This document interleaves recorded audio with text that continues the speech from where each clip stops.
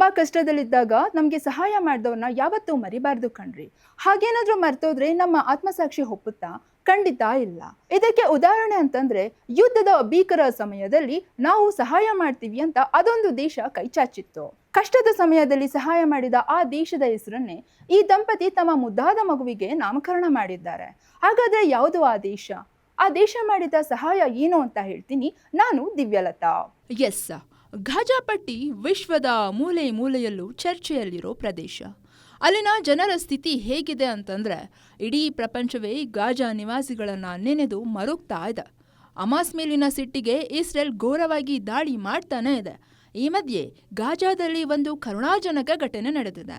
ಈ ವಿಚಾರ ಇಡೀ ವರ್ಲ್ಡ್ನಲ್ಲಿ ಭಾರಿ ವೈರಲ್ ಆಗ್ತಿದೆ. ಭಯಾನಕ ಯುದ್ಧ, ರಕ್ತಪಾತ ನಡೀತಿರೋ ಗಾಜಾಪಟ್ಟಿಯಲ್ಲಿ ಜನಿಸಿದ ಮುದ್ದಾದ ಮಗುವಿಗೆ ಪ್ಯಾಲೆಸ್ತೀನ್ ದಂಪತಿ ಸಿಂಗಾಪುರ್ ಅಂತ ಹೆಸರಿಟ್ಟಿದ್ದಾರೆ. ಭೀಕರ ಯುದ್ಧದ ಹಿನ್ನೆಲೆ ಗಾಜಾದಲ್ಲಿ ಊಟಕ್ಕೂ ಜನ ಪರದಾಡ್ತಿದ್ದಾರೆ. ಒಂದೊತ್ತು ಹೊಟ್ಟೆ ತುಂಬ ಊಟ ಮಾಡೋದು ಜನರಿಗೆ ಕನಸಿನ ಮಾತಾಗಿದೆ. ಇಂತಹ ಪರಿಸ್ಥಿತಿಯಲ್ಲಿ ಹೊಟ್ಟೆ ತುಂಬ ಊಟ ನೀಡಿದ್ರು ಅಂತ ಈ ದಂಪತಿ ತಮ್ಮ ಮಗುವಿಗೆ ಸಿಂಗಾಪುರ್ ಅಂತ ಹೆಸರಿಟ್ಟು ಕೃತಜ್ಞತೆ ಸಲ್ಲಿಸಿದ್ದಾರೆ. ಮಗುವಿನ ತಂದೆ ಅಮ್ದಾನ್ ಅವರು ಗಾಜಾದಲ್ಲಿ ಚಾರಿಟಿ ಲವ್ ಏಡ್ ಸಿಂಗಾಪುರ್ ನಡೆಸ್ತಿದ್ದ ಸೂಪ್ ಕಿಚನ್ನಲ್ಲಿ ಅಡುಗೆ ಸಹಾಯಕರಾಗಿ ಕೆಲಸ ಮಾಡ್ತಿದ್ರು.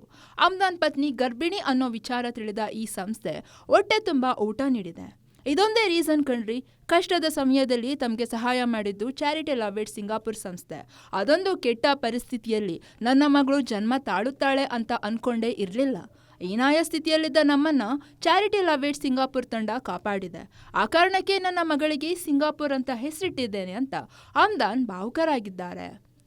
ಭೀಕರ ಯುದ್ಧ ಸಂಘರ್ಷದ ನಡುವೆ ಆ ಬಡ ದಂಪತಿಗೆ ಚಾರಿಟಿ ಲವ್ ಏಡ್ ಸಿಂಗಾಪುರ್ ಮಾಡಿದ ಮಾನವೀಯತೆ ಕಾರ್ಯಕ್ಕೆ ಇದು ಹೃದಯಸ್ಪರ್ಶಿ ಗೌರವ.